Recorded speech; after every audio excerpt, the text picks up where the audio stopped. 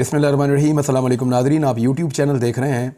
मैं इमरान खान हूँ। अहम खबरें मैं आपके साथ शेयर करता हूँ। सबसे पहले जो बात मैं बड़े लंबे अरसे से कर रहा हूँ वो फिच ने भी की है। फिच क्या है? ये एक आलमी रेटिंग एजेंसी है। ये मुल्कों की रेटिंग जारी करती है मुख्तलिफ़ हवालों से, और ये जो टॉप 3 है दुनिया की रेटिंग एजेंसीज़, उनमें से एक है फिच। फिच क्या कह रही है उसका एक छोटा सा स्टेटमेंट है, मैं आपके सामने रख देता हूँ ताकि क्लैरिटी आ जाएगी कि एक्चुअली प्रॉब्लम है क्या इस वक्त। फिच का ये कहना है कि पाकिस्तान तहरीक इंसाफ को अगर साइड लाइन किया गया तो, क्योंकि उनके मुताबिक जो पाकिस्तान में अक्सरियत है अवाम की वो पाकिस्तान तहरीक इंसाफ के साथ है और उन्होंने पाकिस्तान तहरीक इंसाफ को वोट डाला है। अगर पाकिस्तान तहरीक इंसाफ को साइड लाइन किया गया तो अवामी अदम एतमाद बढ़ जाएगा, जिससे IMF से मुआहदा करना मुश्किल हो जाएगा। आलमी इदारे फिच रेटिंग एजेंसी की रिपोर्ट आ गई है। अब भी अगर पाकिस्तान के अंदर लोगों को ये बात समझ ना आए और पाकिस्तान इस बात को समझने से कासिर रहे कि अवामी उमंगों के मुताबिक हुकूमत बनाने के फ़ायदे क्या है और अवामी उमंगों के ख़िलाफ़ हुकूमत बनाने के नुकसानात क्या हैं, तो फिर तो अल्लाह ही हाफिज़ है। अब आलमी इदारे भी ये कहना शुरू हो गए हैं, बैनुल अक़वामी मीडिया भी ये कह रहा है और हर तरफ से ये आवाज़ आ रही है कि बहुत बड़ी धांधली हुई है और अगर पाकिस्तान इसी धांधली ज़दा हुकूमत को बनाने की तैयारी करता है और मैंडेट ऐसे लोगों के हाथ में दे दिया जाता है जिन्हें लोगों ने वोट नहीं डाला, उन्हें रिजेक्ट किया है, तो फिर पाकिस्तान का निज़ाम आगे नहीं बढ़ पाएगा और मईशत के ऊपर बहुत बड़ा धचका लगेगा और उसका नुकसान ये होगा कि IMF के साथ आपका मुआहदा करना मुश्किल हो जाएगा। IMF के साथ अगर आप मुआहदा नहीं करते, आगे नहीं बढ़ते, तो पाकिस्तान के डिफ़ॉल्ट कर जाने के इम्कानात बढ़ेंगे। अल्लाह ना करे ऐसा हो। सेंस प्रिवेल करनी चाहिए और होना ये चाहिए कि जिनको वोट मिले हैं उन्हीं के वोट गिने जाएं। अब आ जाएं इस बात की तरफ कि एक और इलेक्शन मुकम्मल हो गया। मैं वो रिज़ल्ट भी आपके सामने रख देता हूँ। ये बहुत इम्पॉर्टेंट इलेक्शन था क्योंकि अली अमीन गंडापुर और उनकी पूरी फैमिली इसके अंदर इन्वॉल्व थी। ये फजलुर रहमान साहब के बेटे का इलेक्शन था और ये सीट फजलुर रहमान साहब की बड़ी मजबूत सीट हुआ करती थी और यहाँ से वो हमेशा इलेक्शन जीत जाते थे। अभी इस वक्त सूरत-ए-हाल क्या है कि 6 पोलिंग स्टेशंस ऐसे थे जहाँ पे दोबारा इलेक्शन करवाया गया, हालात ख़राब होने की वजह से पहले और मल्टीपल रीज़न से ये इलेक्शन वहाँ पे ताख़ीर का शिकार हुआ। बाकी इलेक्शन आ चुका था और जब इनके ऊपर आज पोलिंग करवाई गई तो सिचुएशन बहुत अजीब थी। हल्के से बड़ी अजीब अजीब इत्तलात आ रही थी। 20-20 हज़ार, 15-15 हज़ार में एक एक वोट ख़रीदा गया है, इतना पैसा खर्च किया गया इस हल्के के अंदर। और दूसरी जानिब जो पाकिस्तान तहरीक इंसाफ का आज़ाद उम्मीदवार था, हमायत याफ्ता दावर खान कुंडी, उसका मुकाबला था मौलाना फजलुर रहमान के बेटे असद महमूद से। अब दावर खान कुंडी के पास इतने पैसे ही नहीं है कि वो वोट ख़रीदे। मैंने थोड़े अर्सा पहले इस जो कॉन्स्टिट्यूंसी है उसका विज़िट भी किया था। अब ये 6 पोलिंग स्टेशन बाकी थे, वहाँ पे जब आज वोटिंग हुई है तो सूरत-ए-हाल कुछ ऐसे है कि फजलुर रहमान साहब का बेटा इलेक्शन हार गया और दावर खान कुंडी जो है वो इलेक्शन जीत गया। वोट पड़े हैं दावर खान कुंडी को 64,483, जबकि फजलुर रहमान साहब के बेटे को 63,900 वोट पड़े हैं। लगभग 500 से ज़ायद वोटों से ये शिकस्त हुई है फजलुर रहमान साहब के बेटे को। बड़ा क्लोज था, लेकिन फजलुर रहमान साहब की ये बड़ी मजबूत सीट हुआ करती थी और वो कभी सोच भी नहीं सकते थे कि उनका बेटा यहाँ से इस तरह इलेक्शन हार जाएगा। अभी अली अमीन गंडापुर एक कौमी असम्बली की नशिस्त को छोड़ेंगे, वहाँ से उनके भाई जिन्होंने इलेक्शन नहीं लड़ा जनरल इलेक्शन में, और इससे पहले वो MPA भी रह चुके हैं, फैसल गंडापुर, फैसल खान, और उन्होंने इलेक्शन लड़ना है वहाँ से। और फैसल खान जो है वो सूबाई वज़ीर भी रह चुके हैं खैबर पख्तूनख्वा में। अब MNA का इलेक्शन फैसल खान को लड़ना है और मेरे ख्याल में दोबारा फजलुर रहमान साहब का बेटा उनके मद्दे मुकाबिल आएगा उस सीट पे जहाँ से अली अमीन गंडापुर ने मौलाना फजलुर रहमान को शिकस्त दी थी। वो भी एक बड़ा इंटरेस्टिंग इलेक्शन होगा आने वाले दिनों में, देखते हैं उस इलेक्शन का क्या बनता है।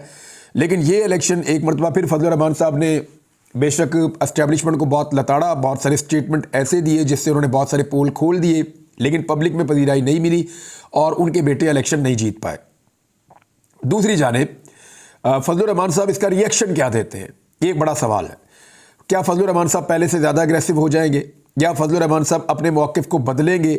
ये चीज़ें हमें एक आधे दिन में पता चल जाएंगी। अगर उन्होंने कोई इंटरव्यू दिया और कोई नए कट्टे खोल दिए तो पता चलेगा कि फजलुर रहमान साहब किस रास्ते पर चल रहे हैं। पाकिस्तान तहरीक इंसाफ के लिए कोई थोड़ी सी अच्छी खबर यह है कि उनके बंदे आज़ाद होना शुरू हो गए हैं। एक एक दो करके जो है वो लोग आज़ाद हो रहे हैं। गुजरात से खबर आई, वहाँ पे कुछ लोग आज़ाद हुए हैं, कुछ सेंट्रल पंजाब से लोग आज़ाद हुए हैं।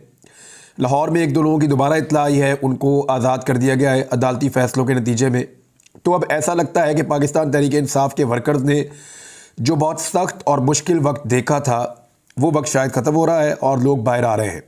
अलीम खान के मुकाबले में ज़ीशान नामी कैंडिडेट ने जेल से बैठकर इलेक्शन लड़ा था और अलीम खान साहब वो इलेक्शन जीत गए, लेकिन पाकिस्तान तहरीक इंसाफ का कहना है कि वहाँ पे धांधली हुई। अब ज़ीशान की आज रिहाई हुई है, निकलते ही उन्होंने अलीम खान पे अटैक किया है और वो ये कह रहे हैं कि उनके हलक से अपनी सीटें वापस निकालेंगे। लेट्स सी कि पाकिस्तान तहरीक इंसाफ किस तरीके से इस मूव को आगे बढ़ाती है। इस्लामाबाद से PMLN के लिए एक बहुत बुरी खबर है नवाज शरीफ साहब के लिए कि बड़ी मुश्किल से वो एक एक करके उनको सीट दिलाई जाती है, लेकिन इकट्ठी तीनों सीटें निकल गई मुस्लिम लीग नून के हाथ से इस्लामाबाद वाली। इस्लामाबाद हाई कोर्ट ने जो नोटिफिकेशन था कामयाबी का, PMLN के 3 उम्मीदवारों की कामयाबी का इस्लामाबाद से, वो मुअत्तल कर दिया है। पूरा इस्लामाबाद और इस्लामाबाद के सहाफ़ी ये गवाही दे रहे हैं कि यहाँ से इलेक्शन पाकिस्तान तहरीक इंसाफ के हमायत याफ्ता तीनों उम्मीदवार जीते हैं और 50-50 हज़ार की लीड से जीते हैं, जबकि PMLN के कैंडिडेट्स को यहाँ पे वोट नहीं पड़े। लाहौर में नून लीग के कायद नवाज शरीफ साहब को वोट नहीं पड़ रहे, तो वहाँ इस्लामाबाद में वोट पड़ने हैं, तो वहाँ इनको वोट नहीं पड़े और वोट ना पड़ने की वजह से ये बहुत पीछे रह गए। लेकिन धांधली करके PMLN के उम्मीदवारों की कामयाबी के नोटिफिकेशन जारी किए गए। अब अदालत आलिया ने, जो हाई कोर्ट है इस्लामाबाद की, उसने तीनों नशिस्तों के लिए इंतखाबी नताइज रोक लिए हैं, नोटिफिकेशन मुअत्तल कर दिए हैं। एक और बड़ी खबर वो ये है कि पाकिस्तान तहरीक इंसाफ ने अपने तमाम उम्मीदवारों को ये कह दिया और ये फ़ैसला हो गया कि सुन्नी इत्तेहाद कौंसिल जो कि जमात है हामिद रज़ा साहब की, उस जमात के अंदर शमूलियत इख्तियार कर लें। अच्छा, शमूलियत इख्तियार करने की वजह क्या है? नंबर 1, ये सारे एक पार्टी के डिसिप्लिन में आ जाएंगे। जो भी आदमी उसके बाद बिकेगा या उसको ख़रीदने की कोशिश की जाएगी, सुप्रीम कोर्ट ऑफ पाकिस्तान के फ़ैसले के मुताबिक उस पर डिफेक्शन क्लॉज लग जाएगी और वो अपनी कौमी असम्बली या सूबाई असम्बली की रुकनीत से फ़ारग हो जाएगा। यानी उसके बाद असम्बली की रुकनीत भी नहीं रहेगी और वो फ़ारग हो जाएगा और उसका वोट भी काउंट नहीं होगा अगर उसने किसी दूसरी पार्टी के हक़ में वोट डाला तो। लिहाजा जितने आज़ाद उम्मीदवार पाकिस्तान तहरीक इंसाफ की हमायत याफ्ता जीते हैं वो सब के सब अपने बयान जमा करवा रहे हैं, बयान हल्फी दे रहे हैं और साहबजादा हामिद रज़ा साहब की जमात के अंदर शामिल हो रहे हैं। और इस तरह इनको दूसरा फ़ायदा ये होगा, एक तो ये सिलसिला रुक जाएगा ख़रीदो फ़रोख्त का, हॉर्स ट्रेडिंग नहीं हो पाएगी, बंदे अपनी पार्टी के डिसिप्लिन के पाबंद हो जाएंगे। दूसरा फ़ायदा पाकिस्तान तहरीक इंसाफ को ये होगा कि जो मखसूस नशिस्तें हैं ख़वातीन की और अक़लियतों की, ये बहुत बड़ी तादाद में, क्योंकि सबसे ज़्यादा सीटें पाकिस्तान तहरीक इंसाफ ने जीती हैं पाकिस्तान में, तो वो जो मखसूस नशिस्तें हैं वो इनको मिल जाएंगी। अब इसमें एक टेक्निकल चीज़ और सामने आ रही है, लेकिन जो कानूनदान है उनका ये कहना है कि कोई जमात मखसूस नशिस्तों के लिए दरख्वास्त या फ़हरिस्त जमा करवाए या ना करवाए, उसके पास ये राइट मौजूद रहता है और उसके बाद जितनी सीटें होती हैं उसके तनासुब से उसको मखसूस नशिस्तें मिल जाती हैं। तो अब जो है वो जमा करवाई जा सकती है दरख्वास्त और उस दरख्वास्त के मुताबिक सुन्नी इत्तेहाद कौंसिल को या पाकिस्तान तहरीक इंसाफ को उनकी मखसूस नशिस्तें मिल जाएंगी, जो अब तक की असेसमेंट है पाकिस्तान तहरीक इंसाफ की उसके मुताबिक। खैबर पख्तूनख्वा में इस जमात की एक भी सीट नहीं है, लेकिन कानूनदान और इलेक्शन कमीशन के सीनियर लोगों का ये कहना है, जिनसे बात हुई है, वो ये क्लेम कर रहे हैं कि कोई जमात अगर वफाक में मौजूद है और किसी एक सूबे में नहीं है तो सूबे में जीतने वाले उस जमात को ज्वाइन कर सकते हैं। इसके अंदर कोई ऐसी कदगन नहीं है कि वो नहीं कर सकते। लिहाजा पूरे पाकिस्तान में सुन्नी इत्तेहाद कौंसिल वो जमात है जिसको पाकिस्तान तहरीक इंसाफ के लोग ज्वाइन कर रहे हैं, नंबर 1। नंबर 2, कुछ लोगों ने फ़िरका वारियत फैलाने की कोशिश की। अल्लामा राजा नासिर साहब ने इस सारी कोशिश को तबाह बर्बाद करके रख दिया, क्योंकि इससे पहले ये कहा जा रहा था कि मजलिस वहदतुल मुस्लिमीन के अंदर जो है वो पाकिस्तान तहरीक इंसाफ अपने उम्मीदवारों को कहेगी कि उसको ज्वाइन कर ले। लेकिन उसके बाद बहुत सारी फ़िरका वाराना कोशिशें की गई, बहुत सारी अजीब अजीब बातें की गई और आज जब साहबजादा हामिद रज़ा साहब का नाम आया, क्योंकि एक मीटिंग हुई थी, पाकिस्तान तहरीक इंसाफ के लोग बैठे, दोनों उलमा भी बैठे हुए थे, कुछ और उलमा भी मौजूद थे वहाँ पे मीटिंग में, MWM और ये जो जमात है सुन्नी इत्तेहाद कौंसिल, ये सब लोग मौजूद थे। उसके बाद पीटीआई ने एक मीटिंग की है शरानी साहब की जमात के साथ भी, जो JUIS है शरानी साहब की जमात, वहाँ पे भी उन्होंने मुलाकात की, उनके साथ भी बातचीत की। तो जो फ़िरका वारियत की कोशिश की जा रही थी, इमरान खान साहब ने शिया सुन्नी सबको एक लाइन में इकट्ठा कर दिया है। और ये तो एक कंट्रीब्यूशन है, एक तरह से आप ये समझें कि फ़िरका वारियत से आज़ाद करके सबको एक मोटिव के ऊपर इकट्ठा कर दिया है कि आपने जो पॉलिटिकल माफिया है पाकिस्तान के अंदर, उसको रोकना है, उसके रास्ते में बंद बांधना है। एक्चुअली इमरान खान साहब का मिशन ये है और इसके ऊपर सारे इकट्ठे हो गए हैं।